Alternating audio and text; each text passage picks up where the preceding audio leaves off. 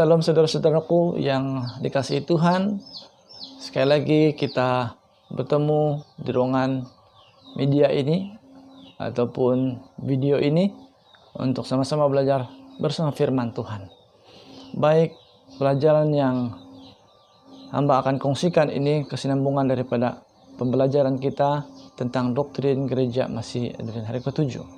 Saudara yang dikasihi dalam Tuhan, untuk itu bagi mulai pembelajaran ini, mari kita tunduk kepala dan kita berdoa terlebih dahulu. Mari kita berdoa. Bapa Surgawi yang penuh kasih dan kuasa, terpuji nama-Mu. Terima kasih kesempatan ini Engkau pertemukan sekali lagi kami, umat-umat Tuhan, dan siapapun yang mendengarkan firman ini, untuk sama-sama belajar firman Tuhan ini, menikmati berkat khusus daripada firman. Dan pada hari ini kami akan belajar satu lagi tajuk, yaitu tentang Allah Roh Kudus. Dasar kepercayaan Gereja Masihi Advent hari ke-7 yang kelima. Terima kasih Roh Kudus Tuhan akan mengurapi hamba dan para pendengar, para pelajar, umat Tuhan, agar dapat dimengerti firman ini. Kiranya malaikat-Mu juga menjaga diri kami ya Tuhan. Terima kasih sudah mendengar menjawab doa ini. Di dalam nama anak Yesus Kristus, hamba berdoa. Amin. Saudara yang dikasihi dalam Tuhan, Allah Roh Kudus. Kenapa adanya Allah Roh Kudus? Kenapa dasar kepercayaan ini ada pada gereja Masihi Advent hari ke-7? Ya. Apa kepentingannya? Apa keperluannya? Nah, sebagai umat-umat Tuhan, sebagai yang mau diubahkan, jawabannya adalah pelajaran kita pada hari ini. Penyataan doktrin untuk mulai pembelajaran kita pada kali ini.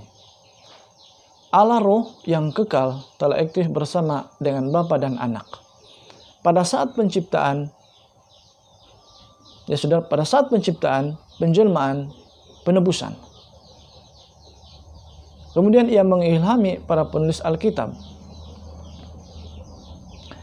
Ia memenuhi kehidupan Kristus dengan kuasa. Ia menarik pula dan meyakinkan manusia dan barang siapa yang menyambutnya dibaharui dan diubahkan menjadi peta Allah.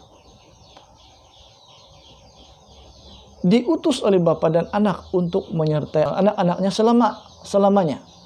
Ia memberikan karunia rohani kepada gereja, menyanggupkan gereja bersaksi untuk Kristus dan memimpin gereja ke dalam seluruh kebenaran sesuai dengan Alkitab. Nah, saudara, demikianlah penyataan doktrin Roh Kudus atau Allah Roh Kudus ini. Untuk bacaan firman Tuhan, ayat-ayat yang boleh dirujuk mengenai dengan Allah Roh Kudus, secara singkatnya adalah terdapat di dalam ayat yang pertama, Kejadian 1 ayat 1 dan 2, Lukas 1 ayat 35, Lukas 4 ayat 18, Kisah 10 ayat 38, Kisah 1 ayat 8, 2 Petrus 1 ayat 21, 2 Korintus 3 ayat 18, Efesus 4 ayat 11 dan 12, Yohanes 14 ayat 16 hingga 18 dan ayat 26, kemudian Yohanes 15 ayat 26, ayat 27, dan terakhir rujukan Yohanes 16 ayat 7 hingga 13, saudara-saudara. Baik, secara kesimpulannya, bagian penyataan ini demikian. Roh Kudus telah ikut aktif dalam pekerjaan penciptaan, penjelmaan, dan penebusan. Kemudian tugas Roh Kudus. Ada 4 yang disediakan untuk kita dapat mengenali sedikit sebanyak tugas Roh Kudus itu. Ia mengilhami para penulis Alkitab, ia memenuhi kehidupan Kristus dengan kuasa, ia menarik dan meyakinkan manusia dan barang siapa yang menyambutnya dibaharui dan diubahkan menjadi peta Allah. Dan yang keempat itu memberikan karunia rohani kepada gereja dan menuntun gereja ke dalam seluruh kebenaran. Demikian saudara-saudara. Nah, kita beralih ke aktiviti Roh Kudus dalam kealahan. Kita harus tahu ini. Aktiviti Roh Kudus dalam kealahan. Ya. Dan kita boleh pikirkan di sini saudara-saudara. Siapa saja yang boleh bersama-sama dengan Allah? Nah, dalam kealahan itu harus ada kaitan dengan kealahan. Jadi aktiviti Roh Kudus dalam kealahan kita boleh baca ini. Kejadian 1 ayat 1 dan 2. Nah, ada dinyatakan sebentar tadi. Ayat-ayat tunjukkan. Kejadian 1 ayat 1 dan 2. Roh Kudus turut hadir dan aktif di dalam proses penciptaan. Perhatikan saudara-saudara. Roh Kudus itu sangat penting dan terlibat. Kita sudah tahu. Lukas 1 ayat 35 pula. Roh Kudus turut aktif di dalam kedatangan Yesus sebagai manusia di dunia ini. Dalam penjelmaan. Ya, ini penjelmaan. Dan boleh rujuk baca kembali Yesaya 48 ayat 16. Kemudian Matius 3:16. Roh Kudus mengurapi Yesus ketika Yesus dibaptiskan. Nah, Roh Kudus itu berperan penting bagi Yesus atau buat Yesus sebelum dia memulai pelayanannya dulu di dunia ini. Dia harus diurapi oleh Roh Kudus. Roma 8 ayat 11 pula mengatakan Roh Kudus turut membangkitkan Yesus dari kematian. Saudara, Roh Kudus mempunyai kuasa untuk memberikan kehidupan. Pengalaman Ayub juga demikian. Kita boleh baca Ayub 33 ayat 4 dan Yohanes 6 ayat 63 juga jadi rujukan. Nah, pikirkan kembali saudara bahwa Roh Kudus dapat memberikan kehidupan. Artinya apa itu? Artinya dia adalah Tuhan. Ya, tidak dapat dinafikan.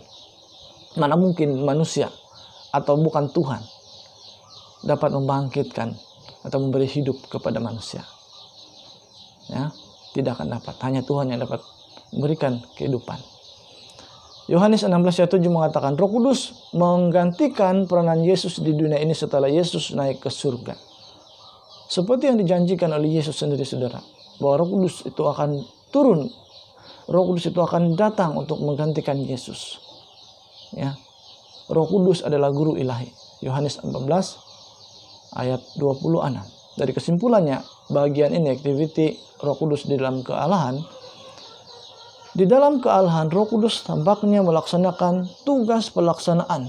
Di dalam bahasa sederhana, Roh Kudus mempunyai peranan pendukung dan melengkapi segala sesuatu yang Bapa dan Anak perlukan di dalam mewujudkan rencana kealahan. Roh Kudus adalah satu pribadi, saudara-saudara. Ia mempunyai sifat-sifat, karakter, dan kuasa sama seperti Allah Bapa dan Allah Anak. Makanya saudara, tidak dapat disangkal dan kita harus akui, kita harus imani, kita harus percaya ini bahwa Roh Kudus adalah suatu pribadi oknum ketiga dari kealahan. Selanjutnya, nama-nama Roh Kudus pula saudara-saudaraku. Yang pertama Kejadian 1 ayat 2 disebut di sana Roh Allah. Ya, saudara, disebut di sana Roh Allah. Matius 3 ayat 16, Roma 8 ayat 14 juga menjadi rujukan. Nama-nama Roh Kudus yang pertama disebut sebagai Roh Allah. Dan yang kedua Yohanes 14 ayat 26 Roh Kudus. Rujuk Yesaya 63 ayat 11. Kemudian Yohanes 14 ayat 17 Roh kebenaran. Ya, saudara, Roh kebenaran. Yohanes 16 ayat 26 juga boleh dibaca sebagai rujukan. Kemudian Petrus 1 Petrus 4 ayat 14 Roh kemuliaan. Roh Kudus itu nama Roh Kudus, Roh kemuliaan.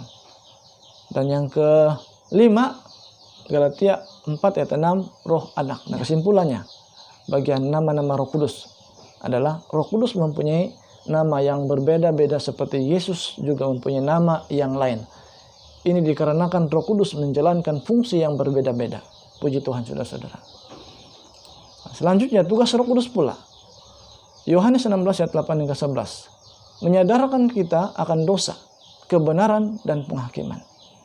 Nah, seorang yang bertobat, yang menyadarkannya, yang mengisapkannya, itu siapa? Itu tugas Roh Kudus atau Roh Kudus itu sendiri. Tidak dapat ditobatkan oleh hamba Tuhan, manusia, atau siapapun. Hanya Roh Kudus yang dapat mengisapkan manusia, mengubahkan orang itu dari kehidupan yang berdosa. Yohanes 14 ayat 16-10 mengatakan Roh Kudus adalah seorang penolong bagi manusia. Nah, ini yang Tuhan janjikan. Apabila seorang berduka, sedih dan sebagainya terkait dengan masalah, sedih apa semua, ia menghibur, yang menolong dalam permasalahan itu siapa? Roh Kudus, saudara-saudara. Berikut Yohanes 3:5, membaptis manusia dengan baptisan Roh Kudus, dan Roh Kudus yang melakukan itu, saudara-saudara. Saat kita menerima Tuhan dalam pembaptisan, maka Roh Kudus juga di sana. Dan sekali kita dibaptis oleh Roh Kudus, dan sudah tentu hidup kita akan terus berubah dan berubah menjadi anak-anak Tuhan yang hidup dalam kebenaran. 1 Korintus 12 ayat 3, Roh Kudus membantu manusia untuk mengakui Yesus sebagai Tuhan. Nah, ini juga saudara-saudara, kita pikirkan. Siapa yang dapat mengatakan, mengucapkan Yesus itu adalah Tuhan kalau bukan Roh Kudus? Atau seseorang itu dipimpin, atau seseorang itu ada Roh Kudus? Hanya Roh Kudus, saudara-saudara. Dari kesimpulannya di bagian ini, Roh Kudus mempunyai peranan yang sangat penting di dalam kehidupan manusia. Puji Tuhan. Jadi kita harus terima Roh Kudus ini. Kita tidak boleh tolak apapun pendapat saudara-saudara kita di luar sana, dan ada yang berpendapat bahwa Roh Kudus ini adalah bukan satu pribadi, ya, bukan satu oknum. Dia hanya sekadar kuasa dan lain sebagainya. Namun saudara, pada masa ini dalam pembelajaran ini jelas secara sederhana kita dapat terima bahwa Roh Kudus itu adalah salah satu oknum dari kealahan. Sesuai perintah Yesus, pergilah, jadikanlah semua bangsa muridku, katanya dalam Matius pasal 28. Nah, ayat 18, 19, 20. Baptislah mereka dalam nama Bapa, Anak, dan Roh Kudus, saudara-saudara. Ini kita tidak boleh sangkal. Kita tidak boleh buang satu nama. Roh Kudus tidak boleh dibuang, karena ini adalah perintah Yesus. Jelas, saudara-saudara. Dan kesimpulan bagi pembelajaran kita tentang Allah Roh Kudus, saudara-saudaraku, yang Tuhan kasihi, adalah berikut ini. Kesimpulan pembelajaran kita tentang Allah Roh Kudus. Roh Kudus adalah oknum ketiga dari kealahan. Ia mempunyai peranan yang sangat penting di dalam tugas dan misi yang dilakukan oleh kealahan di dunia ini. Roh Kudus mempunyai sifat, karakter, dan kuasa seperti yang dimiliki oleh Allah Bapa dan Allah Anak. Kedua, Roh Kudus juga mempunyai tugas di dalam kehidupan manusia, di proses awal penyelamatan atau pertobatan seseorang sampai orang tersebut bertahan dalam iman seumur hidupnya. Dan ketiga, dosa atau menghujat Roh Kudus tidak dapat diampuni, saudara-saudara. Ini dikarenakan salah satu tugas dari Roh Kudus adalah menginsafkan manusia akan dosa-dosanya. Kembali baca Yohanes 16 ayat 8 hingga 10, saudara-saudaraku. Dan keempat, bila mana manusia tidak lagi menerima pekerjaan Roh Kudus di dalam kehidupannya, yaitu mengisapkan dosa, maka orang tersebut tidak lagi melihat apa yang dilakukannya itu sebagai dosa. Karena manusia melihat yang dilakukannya bukan lagi dosa, maka ia tidak perlu lagi meminta pengampunan dari Tuhan atas dosa-dosa yang dilakukannya. Ini sangat bahaya, saudara-saudara. Menolak Roh Kudus itu adalah dosa yang tidak dapat diampuni. Karena akibatnya adalah kematian yang kekal, saudara-saudara. Dan yang kelima, terakhir adalah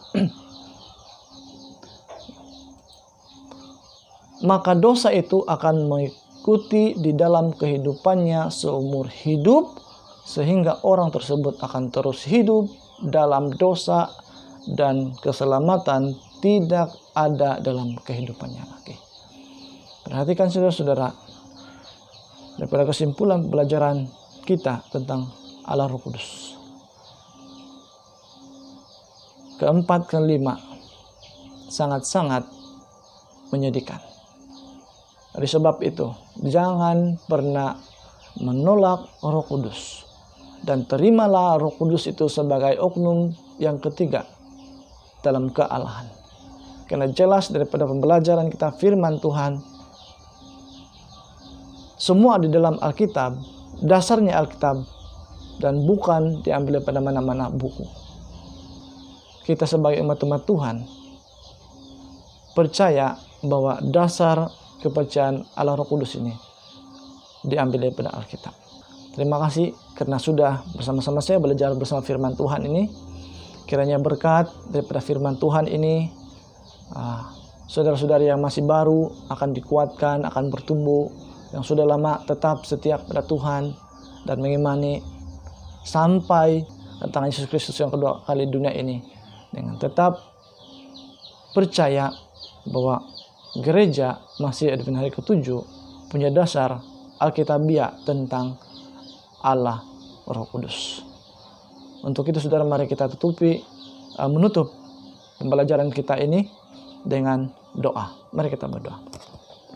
Bapa kami di surga, terpuji namamu, terima kasih berkat penjagaan pimpinan Tuhan melalui Roh Kudus tentunya, yang adalah pengisap akan dosa, guru, mengajar, penghibur kami, guru ilahi, sehingga kami dapat menikmati, dapat memahami firman-Mu ini, dan kami terima Roh Kudus itu sebagai Allah Roh Kudus, oknum ketiga dari kealahan. Kiranya umat-umat Tuhan dan siapapun yang mendengarkan video ini, menonton video ini, dapat dikuatkan, memahami bahwa Roh Kudus itu adalah oknum ketiga dari kealahan. Terima kasih Tuhan karena sudah mendengar dan menjawab doa ini, dan Tuhan juga akan terus memimpin kami melalui Allah Roh Kudus, sehingga pada kedatangan Yesus yang kedua kali di dunia ini. Terima kasih atas segalanya Tuhan. Terima kasih sudah mengampuni segala dosa kesalahan kami, dan terima kasih juga sudah mendengar dan menjawab doa ini. Karena semua ini berserahkan dan mohon hanya di dalam nama Tuhan Yesus, Juru Selamat pribadi kami masing-masing. Amin. Sampai jumpa saudara. Tuhan memberkati. Amin.